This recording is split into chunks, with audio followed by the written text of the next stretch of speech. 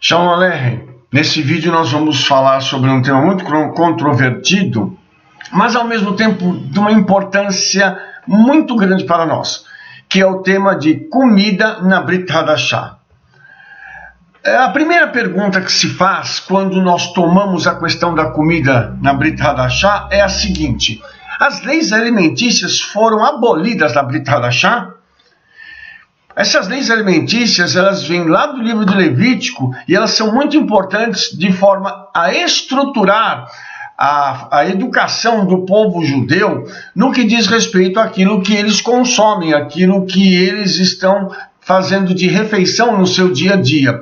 E nós vamos perceber que o grande problema dentro disso está relacionado às carnes na Brit Hadashah e também na Torá. Então vamos ver agora algumas coisas que são muito importantes nesse aspecto. Pois, segundo alguns teólogos, com a crucificação do ungido foram anuladas as leis que o Eterno havia promulgado a respeito das carnes limpas e imundas. Para eles, sob a Brit Hadashah, os cristãos já não têm que guardar essas leis. Mas o que a Bíblia diz realmente sobre isso? Será que a teologia está tão certa? Será que a teologia e esses teólogos, eles têm essa visão tão clara de que isso foi abolido, como algumas outras coisas também dentro da Escritura? Vamos dar uma olhada sobre isso? A mudança administrativa do sacerdócio levítico ao ministério de Yeshua ungido não invalida as condições necessárias para que o seu povo obedeça a Torá. No que diz respeito às carnes imundas, também não anulou qualquer outra determinação da Torá, como parte da santificação do povo do Eterno.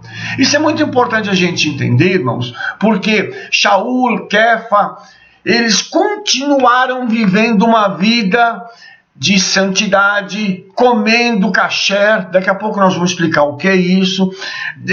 Eles tendo os mesmos hábitos que eles tinham enquanto eles ainda eram pessoas que estavam ligadas ao judaísmo, antes de receber Yeshua. A grande diferença do judaísmo para o judaísmo messiânico é que nós temos Yeshua.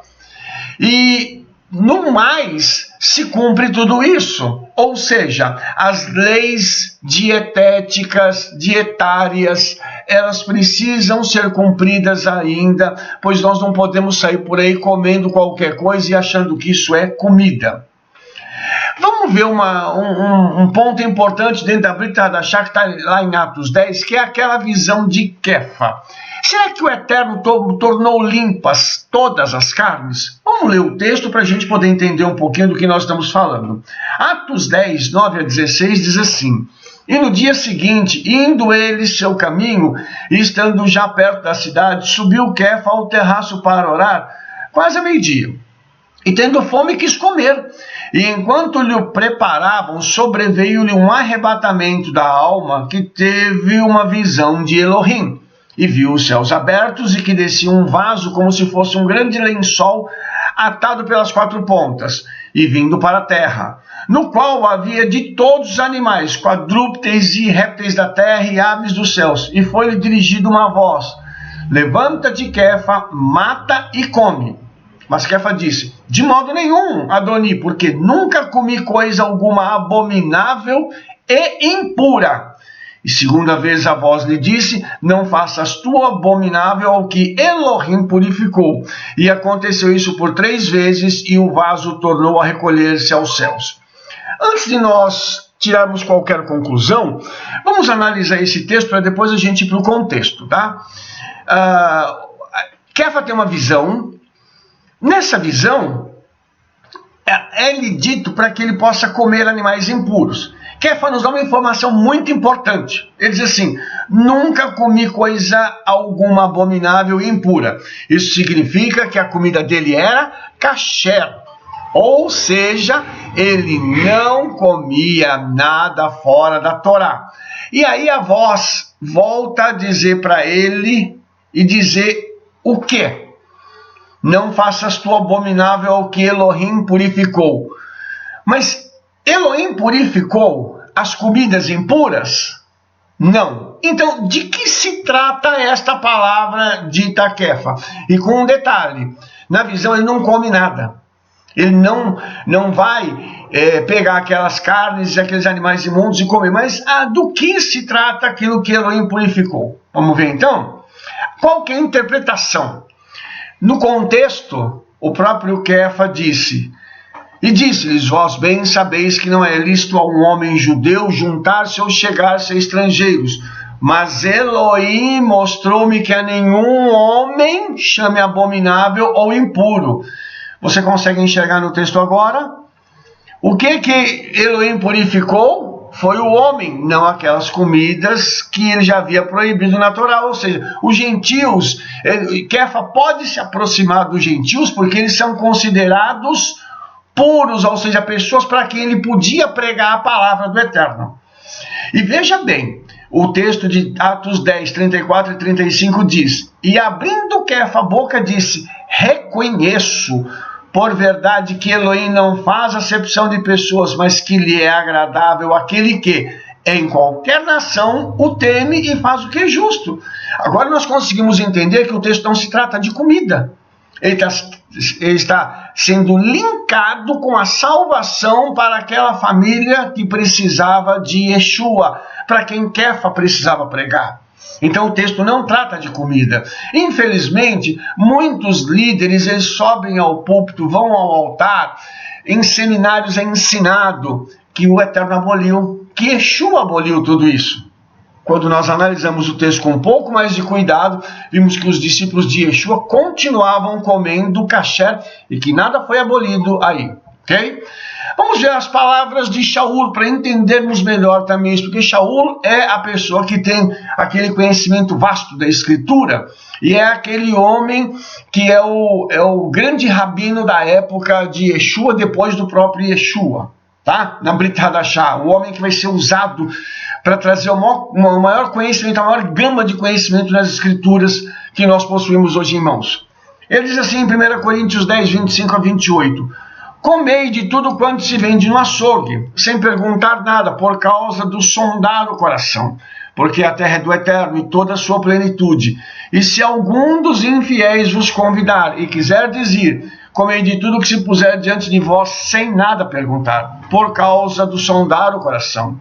Mas se alguém vos disser, isso foi sacrificado aos ídolos, não comais, por causa daquele que vos advertiu e por causa da consciência, porque a terra é do Eterno e toda a sua plenitude.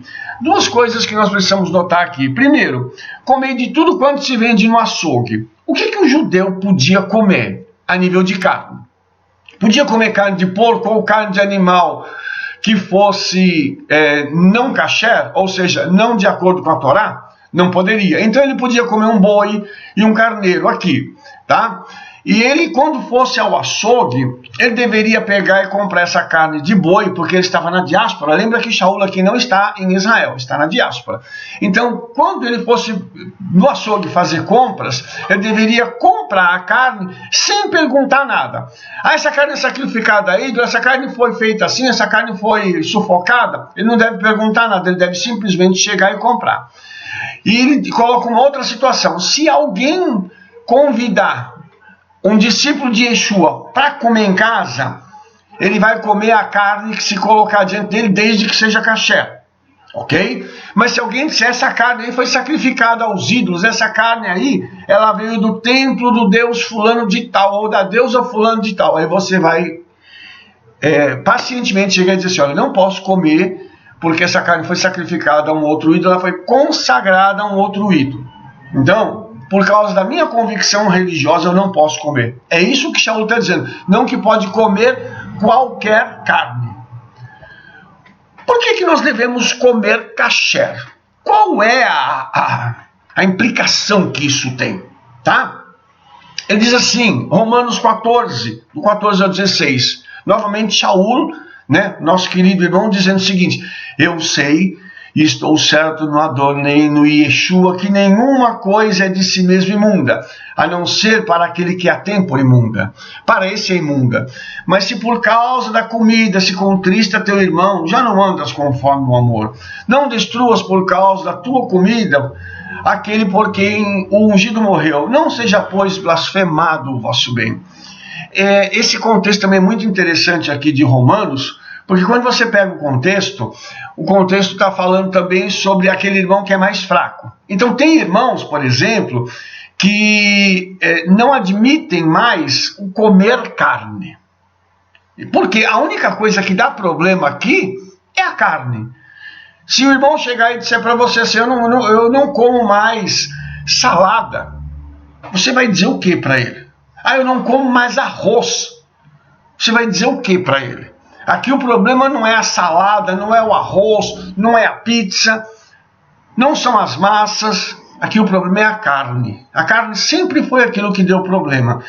E é interessante que Shaul diz assim, abra mão de comer carne, para que o irmão não se sinta ofendido, para que o irmão não se sinta desconfortável, para que você não blasfeme o nome de Yeshua. Então, por amor ao irmão, naquele instante, abra mão de fazer aquilo, para você poder acompanhar o irmão e ir junto com ele, porque essa é uma fraqueza que ele tem. Uma coisa interessante, que Yeshua disse o seguinte, chamando outra vez a multidão, disse-lhes, ouvi-me vós todos e compreendei. Nada há fora do homem que entrando nele o possa contaminar. Mas o que sai dele, isso é o que contamina o homem. Se alguém tem ouvidos para ouvir, ouça. A pergunta é, estas palavras anulam os mandamentos da Torá sobre o kashrut? Sim ou não? Vejamos o contexto. Ajuntaram-se aí os perushim e alguns dos escribas que tinham vindo de Jerusalém. E vendo eles que alguns dos seus discípulos comiam pão com as mãos impuras, isto é, por lavar, os repreendiam, porque os perushim e todos os judeus, conservando a tradição dos antigos, não comem sem lavar as mãos muitas vezes. E, quando voltam do mercado, se não se lavarem, não comem. E muitas outras coisas há que receberam para observar, como lavar os copos, os jarros, os vasos de metal e as camas. E depois perguntaram-lhe os perushim e os escribas, por que não andam os teus discípulos, conforme a tradição dos antigos, mas comem o pão com as mãos por lavar?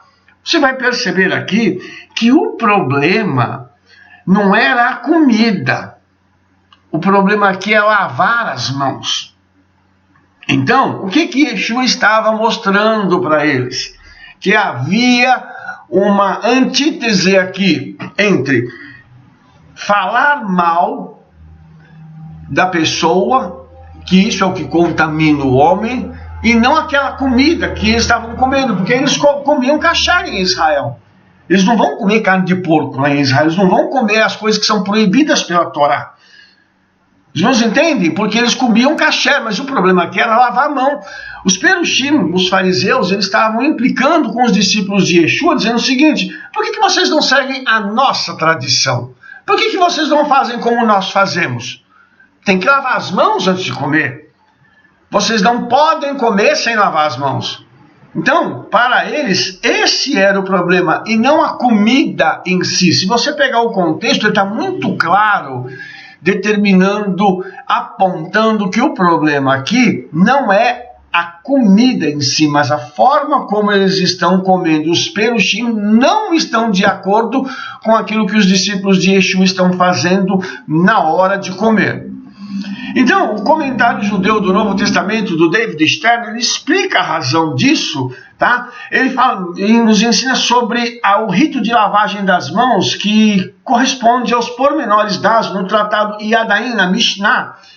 E então, no mercado, a pessoa poderia, porventura, tocar em coisas cerimonialmente impuras. E essa impureza, ela era eliminada enxaguando até o pulso. Isso é uma prática que os judeus ortodoxos têm até hoje, e isso não tem nada a ver com higiene. Mas está baseada na ideia do seguinte, que o lar de alguém é o seu templo, a mesa é o altar e a comida é o seu sacrifício, a pessoa é o sacerdote. Então o sacerdote tem que estar puro, mas não significa que aquilo é anti-higiênico, mas que ele, por estar no mercado, por ele estar em outro lugar, pode ter tocado em alguma coisa impura. Então isso é uma prevenção contra uma impureza nas mãos. Então os irmãos percebem que aqui isso não tem nada a ver também com a questão de higiene. Mas isso é algo que está ligado à tradição judaica, que se a pessoa não fizer isso, ela está se tornando impura. E Yeshua diz que não é isso que acontece. Yeshua diz que o que sai da boca, ou seja, não é aquela comida que eles estão comendo, que a comida é kasher, que a comida é uma comida de acordo com as normas da Torá, mas o que sai da boca, falar mal, o criticar, o denegrir a vida da pessoa, isso sim é que causa um grande problema, uma grande ruptura, e traz o pecado, abrindo portas para os demônios atuarem na vida das pessoas.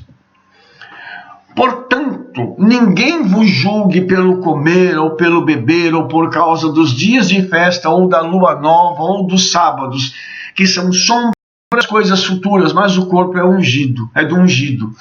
Esse texto aqui é um texto problemático, esse texto é um texto que quando nós já ouvimos tantas análises de tantas coisas terríveis. Vamos para o contexto. O contexto está falando do quê? Festas bíblicas. Não sei se você percebeu. Dias de festa, lua nova ou sábados. Ou seja, tudo isso está ligado à festa. Qual que é o contexto? São as festas. Nós não podemos ser julgados por celebrarmos festas bíblicas, nem por aquilo que comemos e bebemos. Por que Shaul está dizendo isso? As festas bíblicas, elas agem com uma proteção sobre a nossa vida. A sombra na Bíblia, ela é proteção. Se você pegar o livro de Salmos, está escrito assim: aquele que habita no esconderijo do Altíssimo, a sombra do Onipotente descansará. Se você pegar a interpretação rabínica, está falando que debaixo da proteção do Eterno nós descansaremos. Isso nos mostra, então, que quando nós comemos das festas bíblicas, nós estamos, na realidade, ingerindo comidas que são proféticas. Essas comidas, nós precisamos ter em mente que elas têm um objetivo no seu consumo. Nós não vamos consumir as mesmas comidas que nós consumimos no dia a dia. São comidas específicas, com objetivos específicos e que visam um resultado específico. Sendo assim, quando nós fazemos isso com entendimento, algumas vezes as pessoas dizem: mas por que vocês comem isso? Por que nesse dia vocês estão se alimentando assim? Por que vocês não fazem diferente? Então, as pessoas às vezes nos julgam por aquilo que nós estamos comendo naquele momento, mas a nossa alimentação dentro das festas bíblicas, ela tem objetivos muito claros, que são objetivos proféticos. Através da comida, nós estamos fazendo um ato profético visando algo no futuro. Por isso, Shaul nos dá essa orientação, e quando nós a compreendemos, nós podemos então saber que a orientação de Shaul, ela tem um objetivo de nos fortalecer e fazer com que cumpramos o desejo do Eterno a partir das festas bíblicas. Agora, Shaul continua dizendo: mas o Espírito expressamente diz que nos últimos tempos apostatarão alguns da confiança, na sua tradução deve estar fé, dando ouvidos a espíritos enganadores e a ensinos de demônios, pela hipocrisia de filhos de Adão que falam mentiras, tendo cauterizado a sua própria consciência, proibindo o casamento, ordenando a abstinência dos alimentos que Elohim criou para os fiéis e para os que conhecem a verdade, a fim de usarem deles com ações de graças, porque toda criatura de Elohim é boa e não há nada que rejeitar, sendo recebida com ações de graças, porque pela palavra de El e pela oração é santificada. Mais uma vez, nós temos agora uma palavra de Shaul, dada ao seu discípulo Timóteo, e ele tem uma orientação aqui, que quem está ligado ao judaísmo entende bem isso aqui. Qual é a única coisa que foi proibida na alimentação por aqueles que se dizem defensores de alguns? A carne. Se você parar para pensar, hoje as pessoas falam de carne, e há uma corrente que diz que não pode comer carne, porque a carne faz mal, a carne é isso, a carne é aquilo.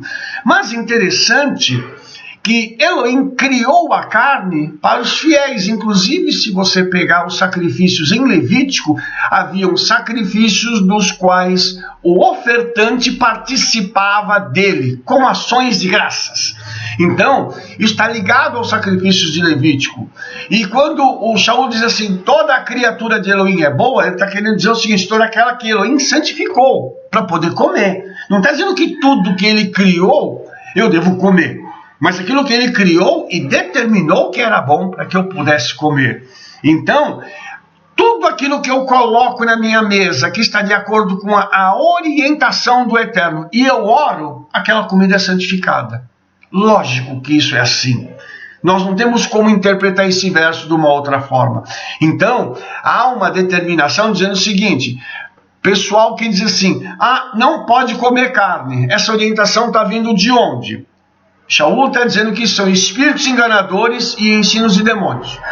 Ponto. É o que ele está dizendo aqui. Porque a única coisa que se proíbe aqui é a carne.